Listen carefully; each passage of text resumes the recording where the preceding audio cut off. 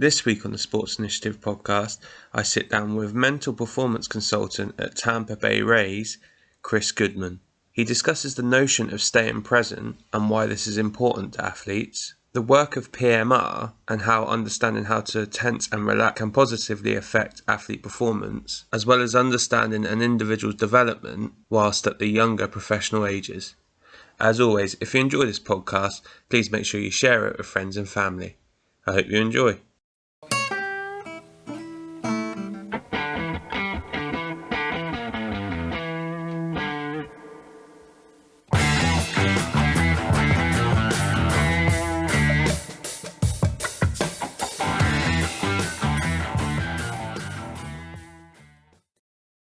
Perfect. So, Kris, listen, really appreciate you jumping on.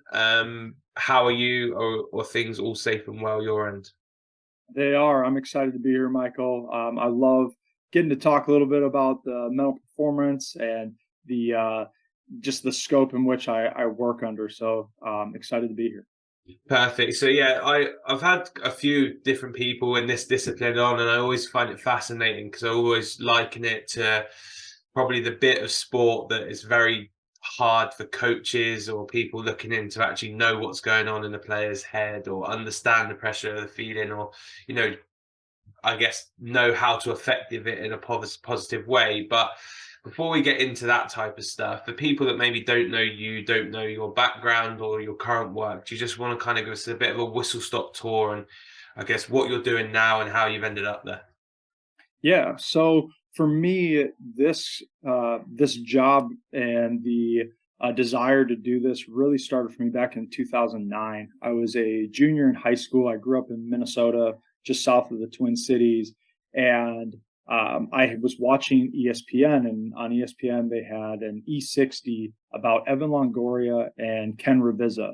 And at the time, Evan Longoria was with the Tampa Bay Rays, and Ken Ravizza, who is many times thought of as like the grandfather of sports psychology, or the godfather of sports psychology, I think a lot of times people say. So they're working together, and it was just a really cool way of just a good insight and look at how people like Evan Longoria, who is a big leaguer, are training mentally, and like what it means to them to train the mental game, from just kind of creating clarity to sticking with routines to breathing to handling failure. And so when I watched that as a junior in high school, I had aspirations to play professional baseball. So I thought, wow, I want to learn more about this so that I can live out my dream. But that'd be really cool to do whenever I'm done playing. And so from high school, I was fortunate and got to a scholarship to play baseball at the University of Iowa.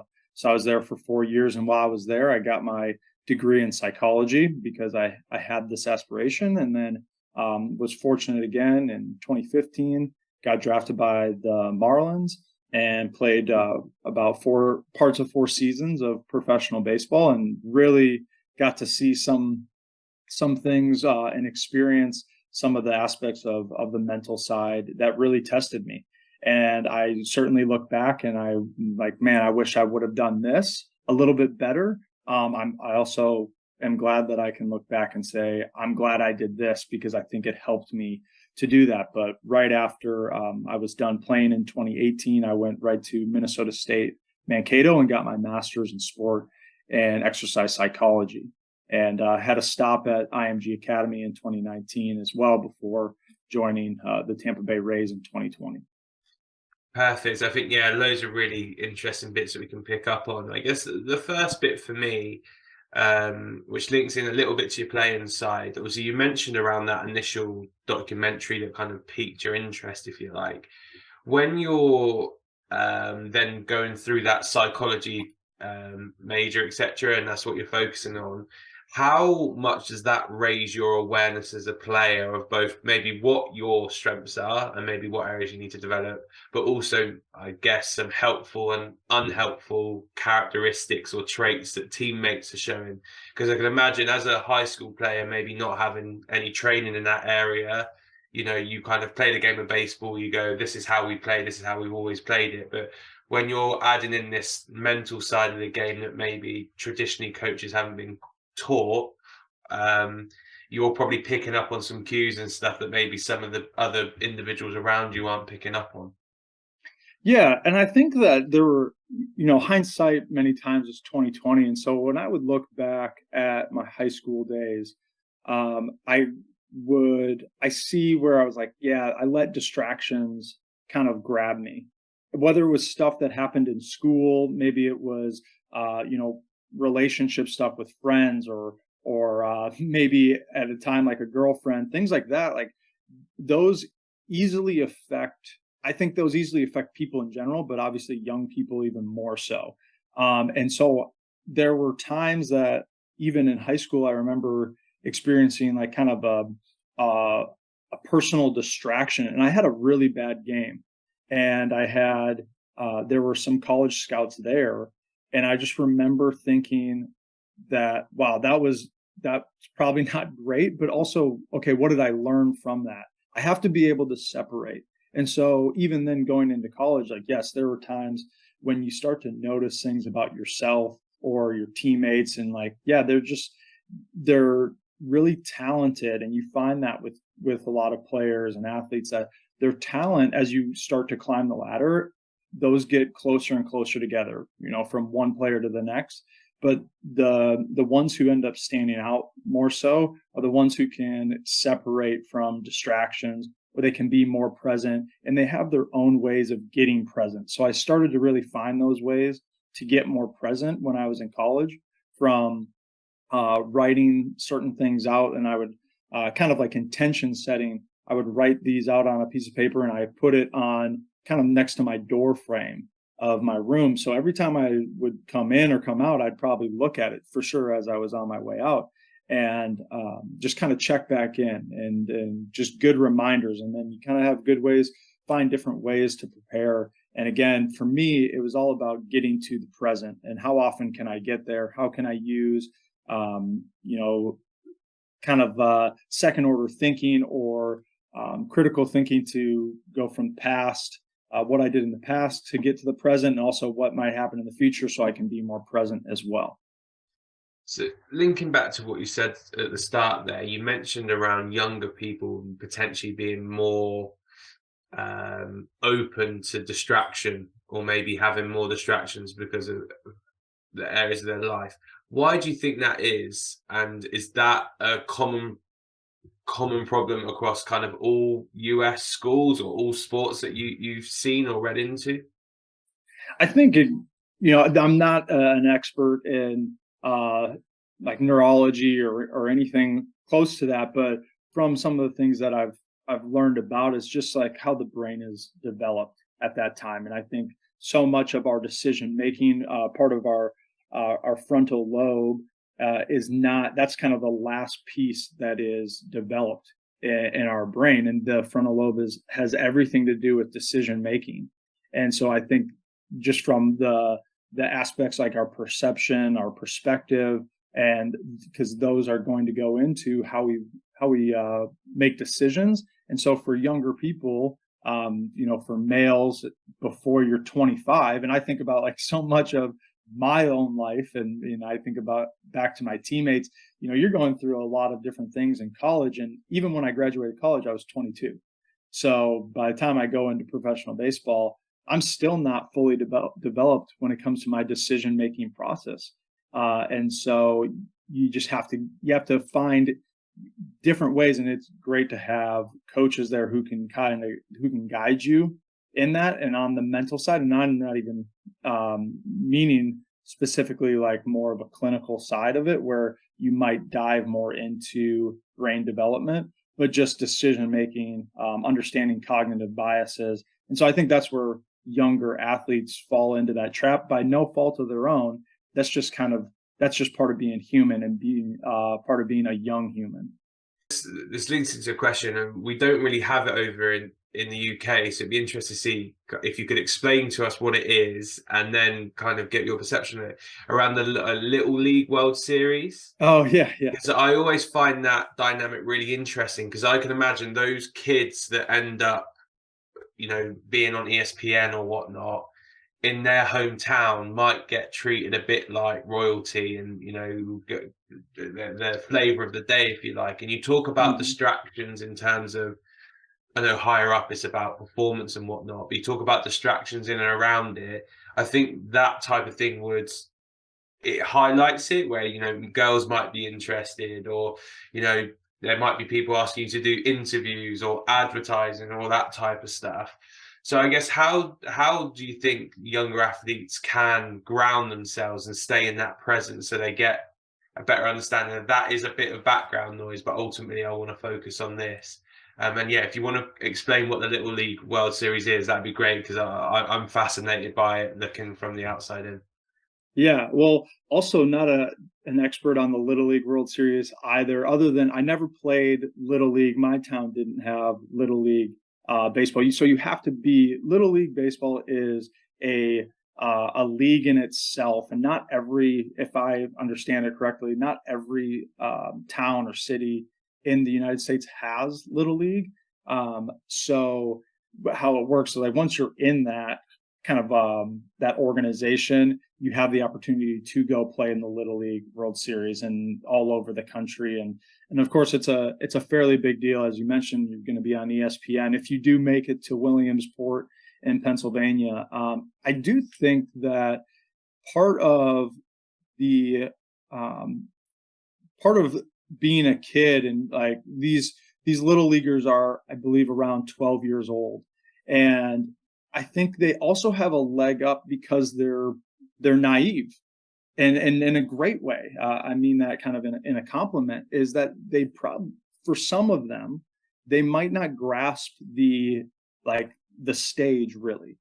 To them, baseball has always been just this game. It's just been fun. And I think the ones who are also talented and naive, they probably shine on that stage because it's just another game to them. They don't really get too distracted or overwhelmed with the fact that there's cameras, or that there's more people in the stands, or that or even really understand that how many people might be watching it just around the United States. So they can just go out there and play freely and be present because they're just having fun. They're just there with their teammates, their friends, and they're just focused on having fun. Now, of course, there are some kids who are probably going to fall more into the bucket of they can totally grasp what is going on, and that derails them and distracts them, and maybe even paralyzes them in the performance aspect of it.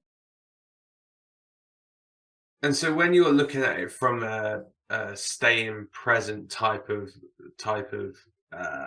analogy that you spoke about earlier, I guess, how do you get the individuals you're working with, or how did you get yourself to, I guess, identify what is personal to them and what works for them? Because I imagine there's plenty of strategies that people can use, as you said, kind of writing, etc. But what kind of process do you go through to help people identify that actually this is what works for me, or at this moment in time, this is what's helping me stay present into this moment and not worry about the amount of people watching at home, or if my girlfriend's in the crowd, or if I make this, I get a scholarship offer. How do you get them to focus on the actual baseball side of it?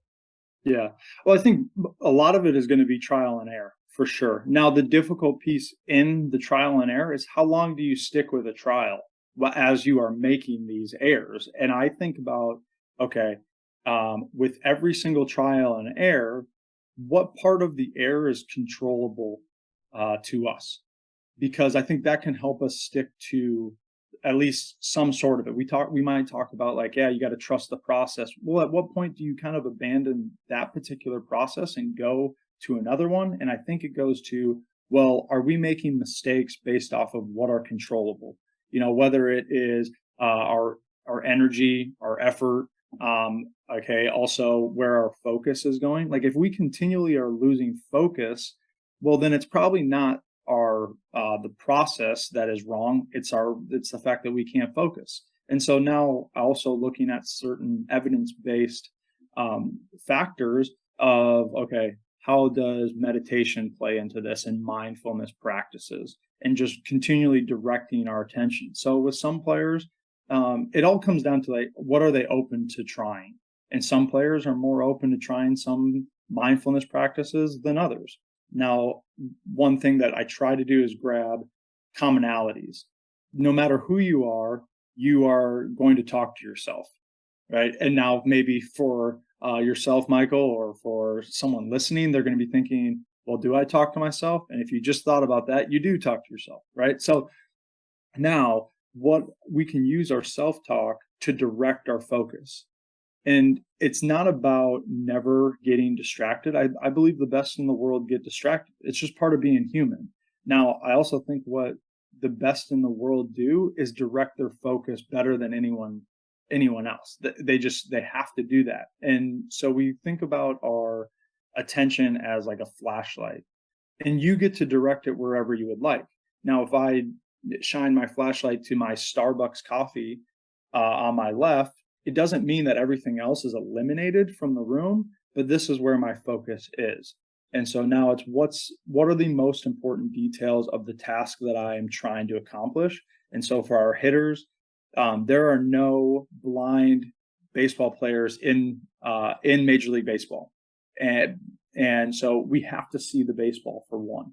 So maybe we check in like, how well are you seeing the ball? Let's first start there. Like, let's direct our attention to seeing the baseball. Let's direct our attention to the things that are in our control. And I think when you start to do that, you start to kind of sift through some of the distractions, and they become a little bit quieter. They don't eliminate, but they become quieter. And so I guess looking off the back of that, obviously you mentioned about trying to sift through and work through that process.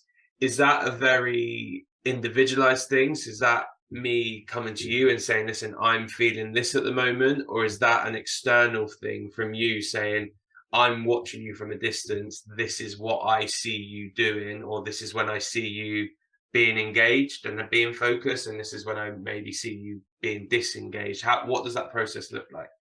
Yeah, it's definitely a little bit of both, and it goes a lot to the relationship that I have with the players.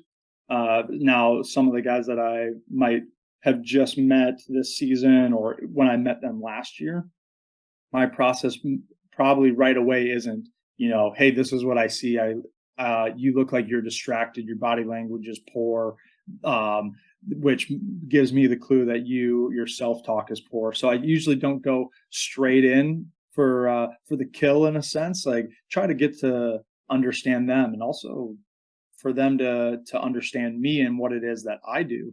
And so I've found that it becomes a little bit easier on the working relationship when you just kind of get to know each other as people. Now, there are some players they want to jump into it right away. They learn what my title is, and they're like, okay, that person can help me be better on the physical side. So, okay, they just start asking questions. And they're like, hey, what do you observe? There are some pitchers who, after every outing, even sometimes right after within the game, after their outing, they do kind of their arm care routine. After they pitch, they come and they might stand right next to me in the dugout and say, hey, what did you see? And so now we start going through it. But for other guys, it takes a little bit longer. Maybe they don't trust people as much. They want to observe other coaches, and they want to observe how the coach works with those players first before they totally trust them about just their opinion in general. So, but I try to ask a lot of questions, not just mental performance questions, just questions in general to get to know them. And then I think you can also get to understand a little bit of how they think and make decisions in their everyday life, and how that affects what they do on the field. And so correct me if I'm wrong, but I think baseball can last like 4 or 5 hours majority of the time. It's quite a long sport, and we talk about that flashlight of being able to remove your focus where it needs to. Now, I'd imagine it's almost impossible for someone to stay fully focused for a 5 hour period. That's not going to happen. I know you've obviously got 9 innings and they'll be in and out and stuff, but for someone like a catcher who is going to be paramount during all 9 of those innings. Obviously, you want him to remain focused, etc., for relatively throughout. How do you get them to create strategies to help them kind of know when to turn that switch on or off, or when to put that flashlight where they need it, and then maybe somewhere where they can relax a bit and then back to being focused? What kind of tactics have we got to do that? Yeah, well, you're certainly right. In the game of baseball, it can be really, really long. Yeah, fortunately, we don't have too many games that go 4 or 5 hours, but they have been known they can do that. And so I'll talk to players a lot about how it's unrealistic to hold yourself to a standard of holding your attention for that period of time without breaking at all. It's just not going to happen. And so can you do it within like kind of 15-second windows? We also now have, at least in the minor leagues, a pitch clock.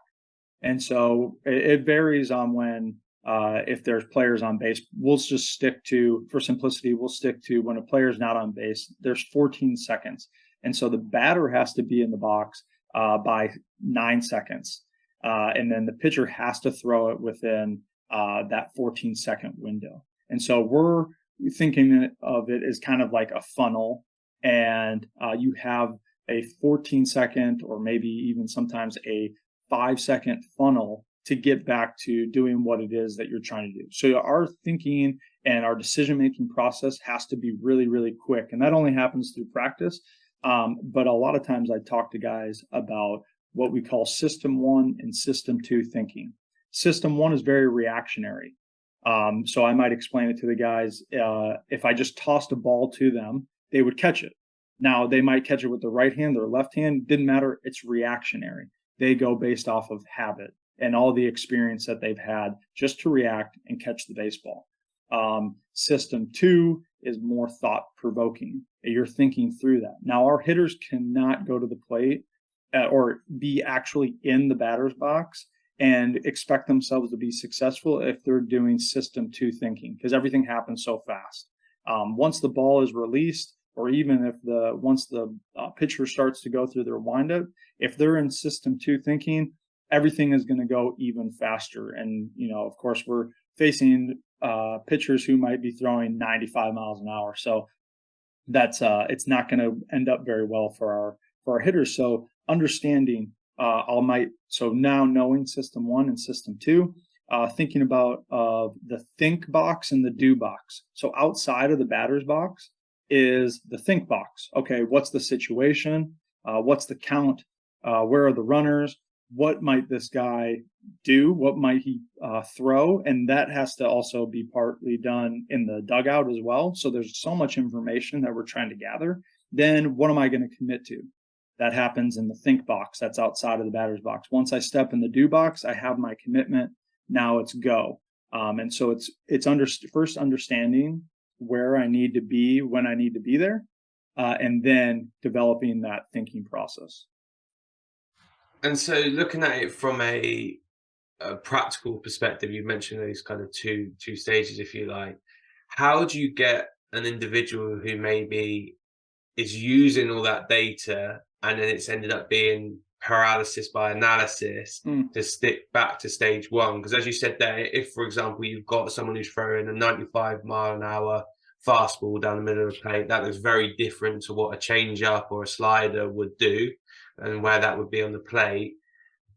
And if you're there constantly thinking, well, maybe he does this in the count, maybe he does that in the count, by the time you've actually decided what you're going to do, it's too late, as you mentioned there. So how do you get them to kind of go through all those equations, or go, actually, the data says he's probably going to throw this, and then just allow them to be in the space where it's like, now I'm going to react to what I see. So I might think he's going to throw a slider, but I'm comfortable if he doesn't, I'm going to swing because I'm playing what I see almost. How do you get them to go from, I guess, that stage 1 thinking, which some of them would like to do because you want to have all the information, into stage 1 where it's, just react to, play what you see, is the terminology we use in football. Play what you see rather than playing what you think is going to happen. Right. I think so much of it is going to go to the preparation, whether that be the physical preparation, of batting practice, whether that's on the field or in the cage before the games. It's continual reps based off of what we're trying to do. And I think what the best hitters or the best pitchers and position players, wherever they're at in the field, what they do the best is like they keep things very, very simple. So if we're sticking with the hitters, is that at the end of the day, you have to be on time. Well, one, you have to see the baseball and you have to be on time.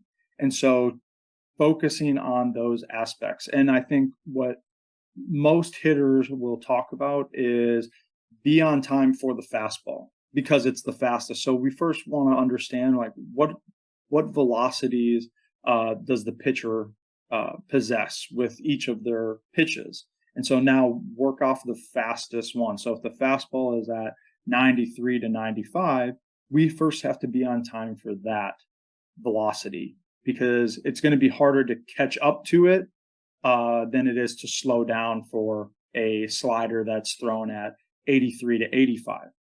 So, where some guys get caught in between is if they're sitting for a slower pitch, if they're thinking, okay, he's going to throw me a fastball and I know the range is from 83 to 85, and then he throws a fastball down the middle at 93 to 95, it's going to be really hard to catch up to that.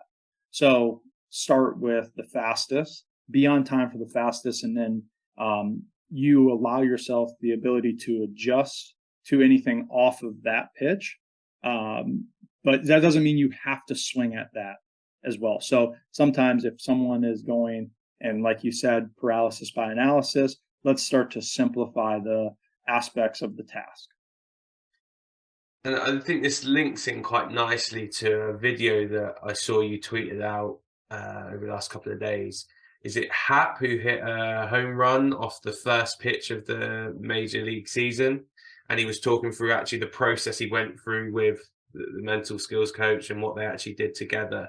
Obviously, you've seen the video because you retweeted it. Do you just want to explain to people kind of that analysis piece that he'd done prior to the work, and then also, I guess, the preparation piece for him of what that actually looked like in practice to get him ready for that at bat?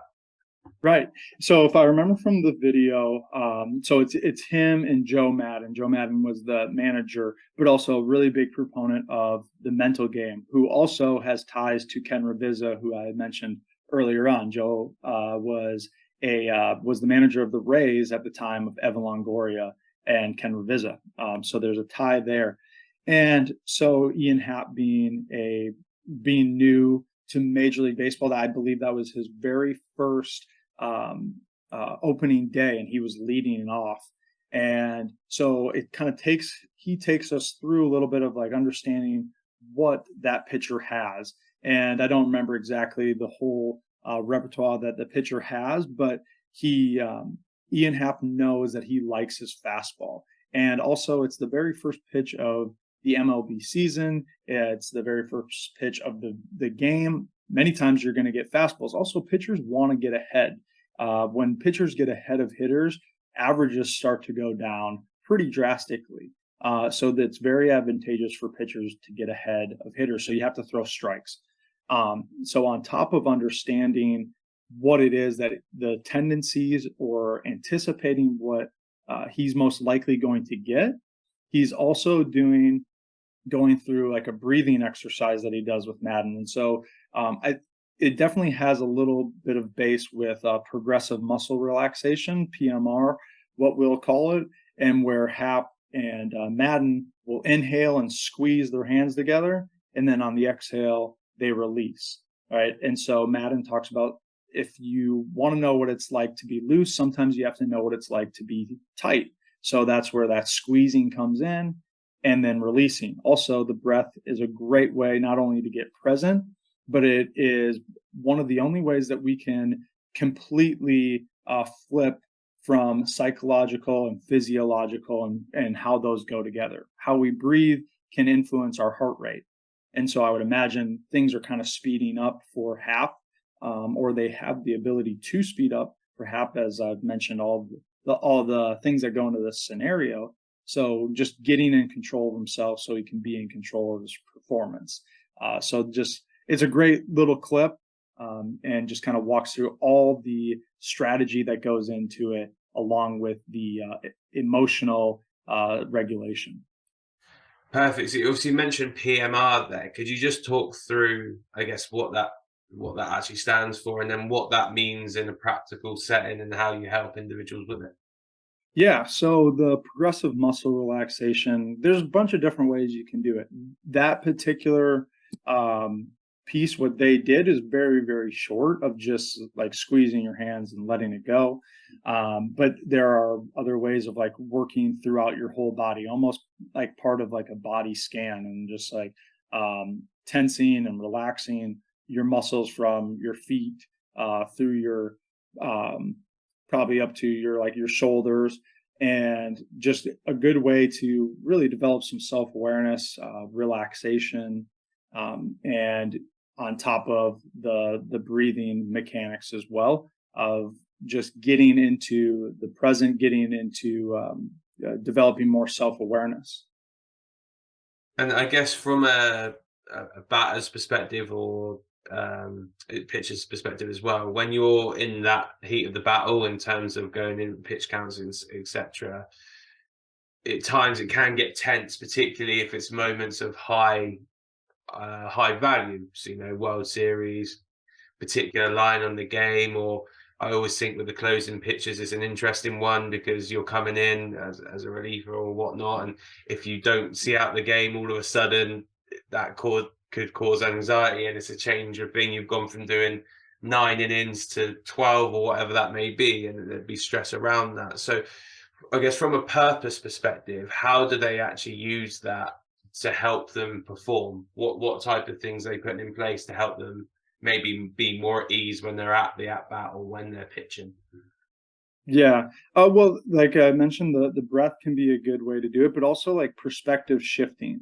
One of maybe kind of cliche sayings nowadays is like pressure is a privilege. But it can those reframing aspects can really help some players get to a point where like, yeah, I'm ready for this. I'm excited to do this rather than nervous.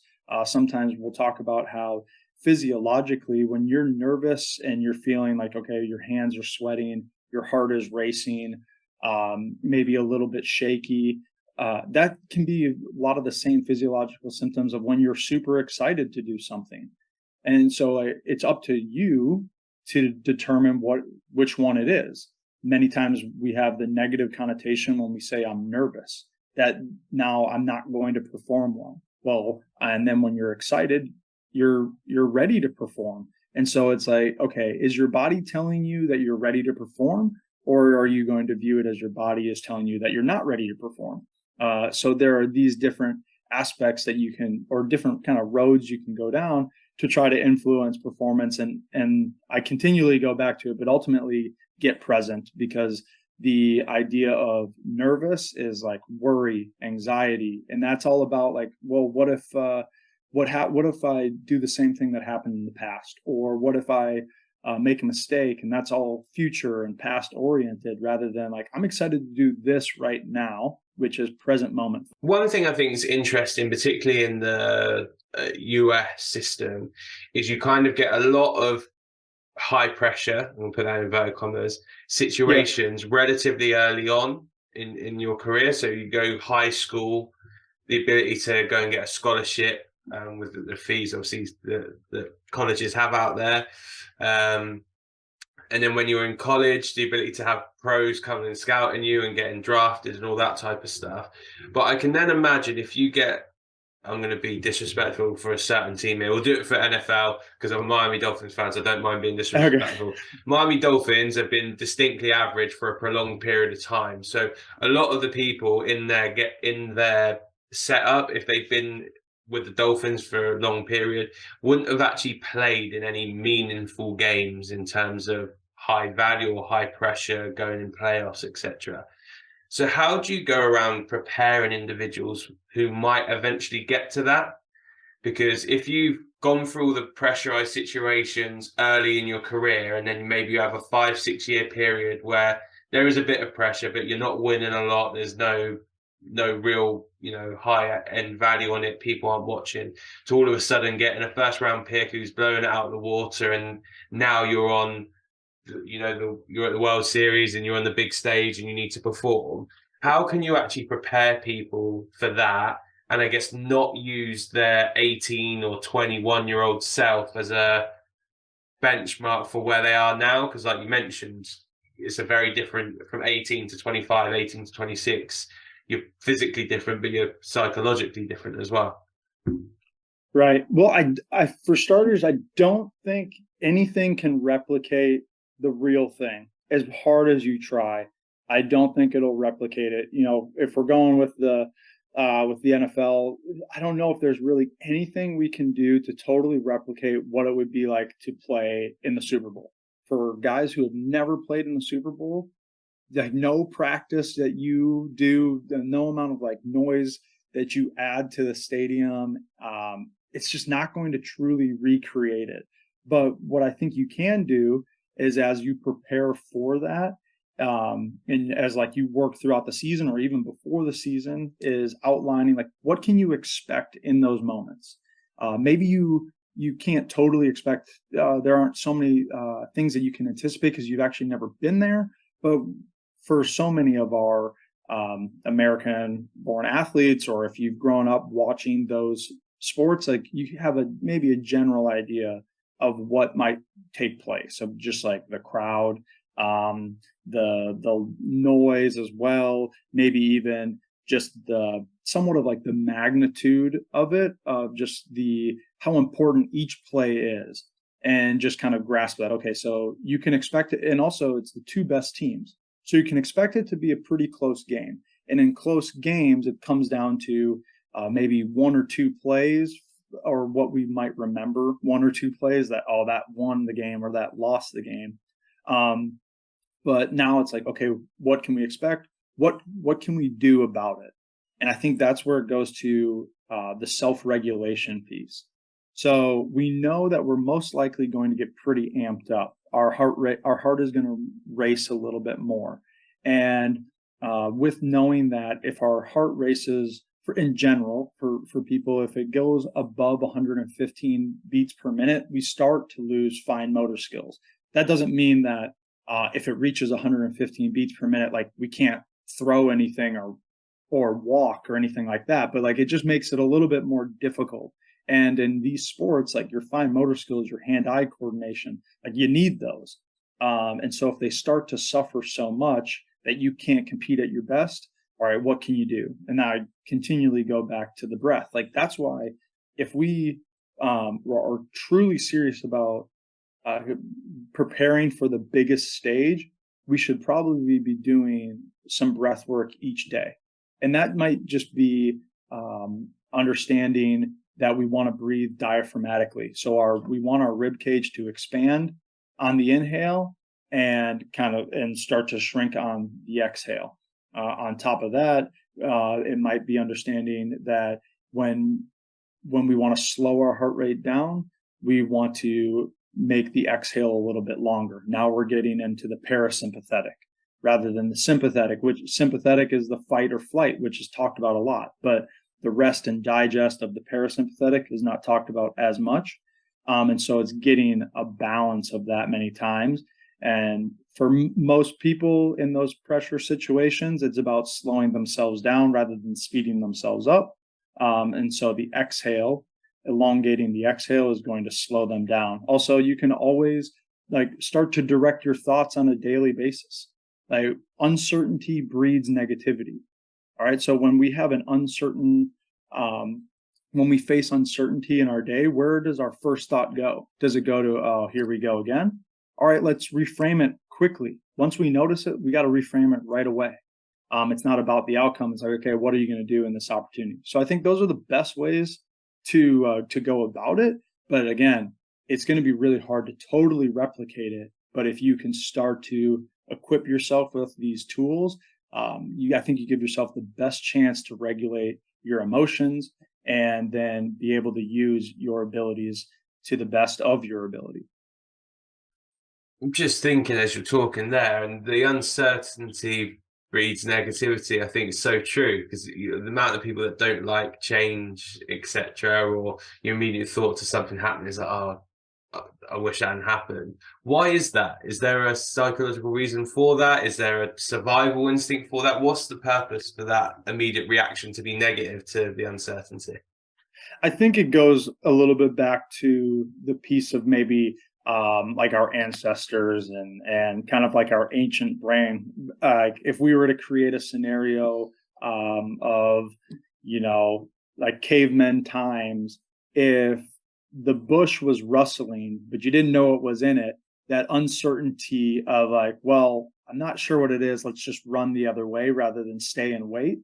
It kind of confirmed our belief that maybe something in there could kill us, right? And so now over time, and even back up, like let's say there are three people in that scenario, and the bush rustles. Two of them are like, "Yeah, let's get out of here." They're not going to wait and see, and one of them is like, "Well, I don't know, like maybe." Who knows what it is? That person stays, and the off chance it's a saber-toothed tiger, and then that person gets eaten. Well, now it is confirming the two that left. It confirms their belief, which now they continually talk about that, and now it's like kind of hardwiring them for future experiences. And I also believe that our body wants to keep us safe and comfortable. So if it thinks about the things that could most likely hurt us, it's always on the lookout for things that would maybe hurt us and make us uncomfortable, and they wants to keep us comfortable. So it's just trying to find all the different reasons why this is going to happen or why that could happen, and like keep yourself safe. And then when it does keep you safe, like you're comfortable. So it just continually looks for these things. No, I think that's a really interesting point. And it said it's something in day-to-day life, people do it all the time. It's Right. someone's leaving their job, or something's happened where there's going to be a bit of change, and the immediate reaction is a negative one, where actually can you reframe that? Yeah, really, really interesting.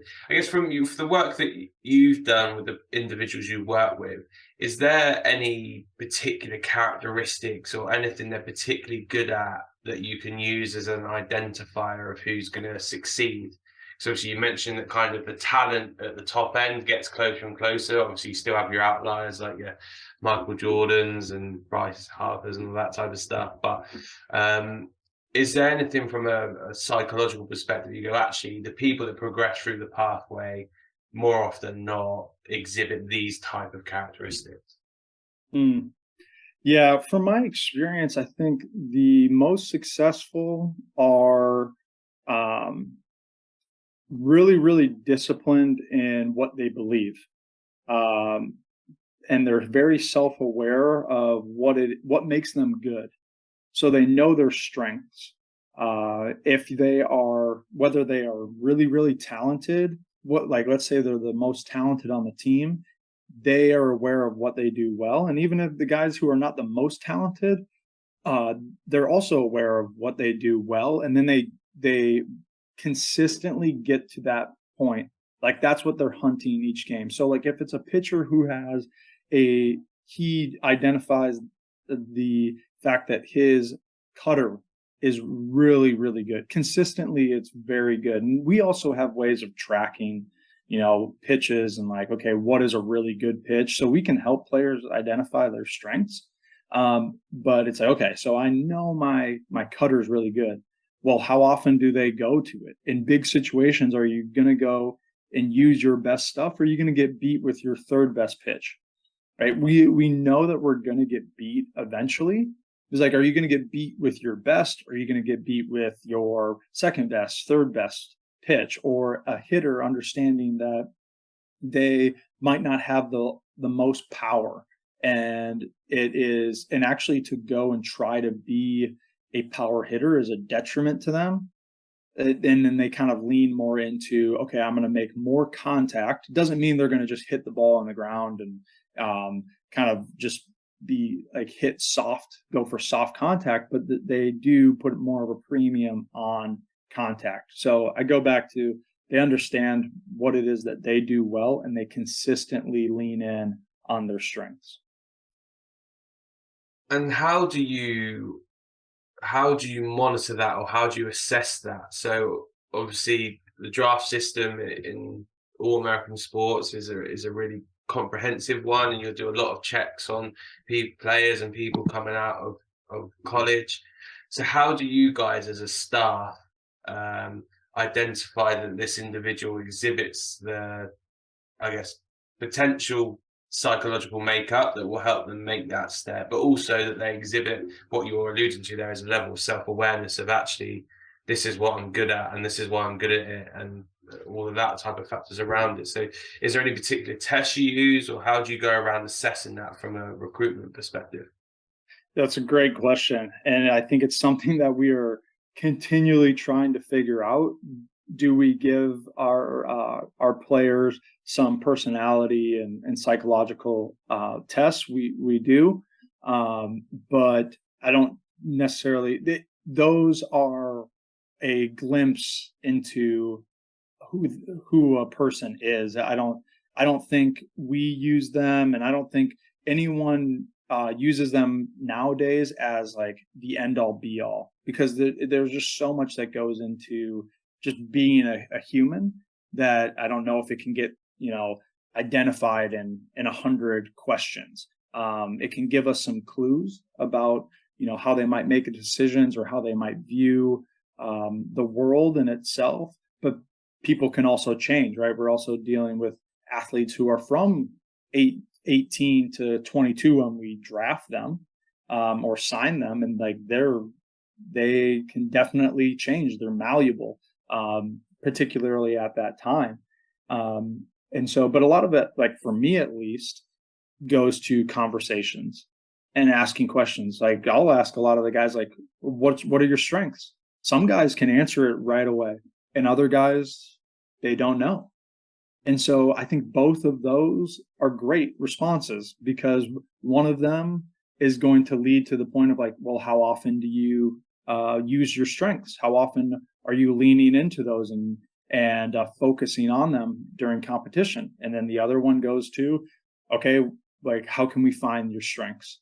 Like what can we look to, whether it's some of the data that we have, or can they start to kind of be more aware of what they do well? So either way, I think presents great opportunity for both of those types of players to start to be more consistent.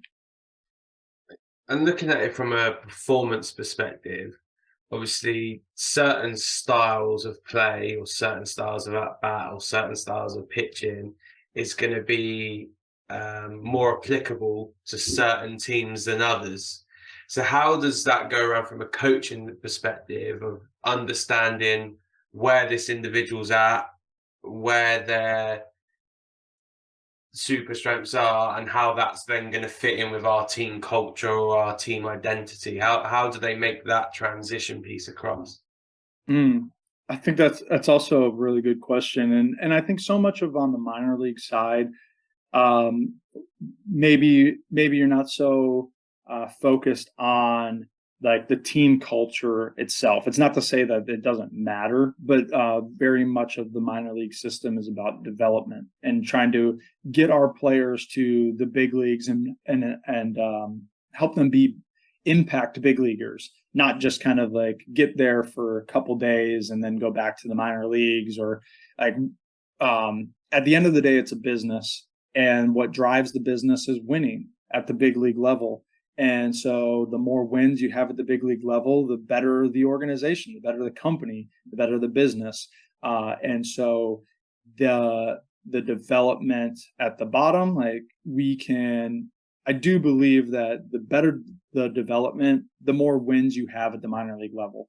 And I think that's something that we've been fairly good at. If you look at the past years, we have won a lot at the minor league level. We've also won a fair amount at the big league level. So it's certainly a testament to our players, first and foremost, but our coaches and our scouts as well. And so just trying to pick and understand players, and but the culture, it's an interesting point. I think it goes to we certainly want players who are driven, who are probably results driven but process oriented. And so that's probably something that we either talk about a fair amount, or I know that I could try to talk about that a lot as well. And looking at it from a development piece like you mentioned there, how much work can you guys or do you guys do in supporting the players through that, I guess, psychological development? So, if a player leaves college early and gets drafted at 19, 20, and they're not fully developed until the age of 25 and they manage to stay in the system for that period, how much are you able to actually help sculpt them as an individual and making sure that they're holistically well cared for and well balanced, etc.? Is that something you're able to assist them with, or is it more kind of they focus more on the performance side and that's where you guys would kind of lay your bet, if you like? Yeah, that it's an interesting thought. I think ultimately, whether we like it or not, we're definitely aiding in that. And I say like it or not because our culture is going to either aid them going in a direction that is probably helpful for them, or it could go the other way. And the people that they're around are going to influence those aspects of that development as a person, as an athlete. And so I think it's something that we're probably conscious of. I would imagine all organizations are pretty conscious of that. I think it's certainly something that we probably could all be conscious of daily, of like, how are you setting the environment and how that environment plays to not just the performance, but the personal aspects of the athletes, from their nutrition to their recovery and just the overall like well-being. And last question for me, which might be a difficult one, but who's the most impressive athlete you've worked with from a psychological perspective, and why? Mm. Well, I certainly I I probably can't really answer it from a bunch of, well, not necessarily a bunch, but from a couple different aspects. One of the biggest things for myself and with the work with the athletes is that trust aspect. I could give my opinion on that, of who is maybe improved the most, or who is like the most mentally strong, those aspects, but also trying to keep a fair amount of stuff in house of the work with that. As I said, the trust is a huge thing, and continuing to keep that.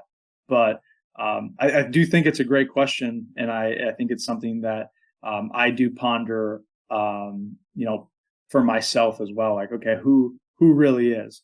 So that I didn't answer it, but hopefully you understand why. No, that's absolutely fine. I think we all understand you have a duty of care to the guys as well. You want to make sure, as you said, that their work that they're doing is personable to them and whatnot. But listen, really appreciate your time. I think some really good insight into what you are doing as a practitioner, and also, those people working towards that top end. What does their journey look like, and ultimately, how are they trying to conduct themselves, be more self-aware, be more ready that when they do get into that environment, they've got a skill set that will allow them to perform, but also a baseline that allows them to maybe not get distracted, as we spoke about earlier. So, yeah, Kris, really appreciate your time and catch up with you again soon. Yeah, thank you so much. I enjoyed it.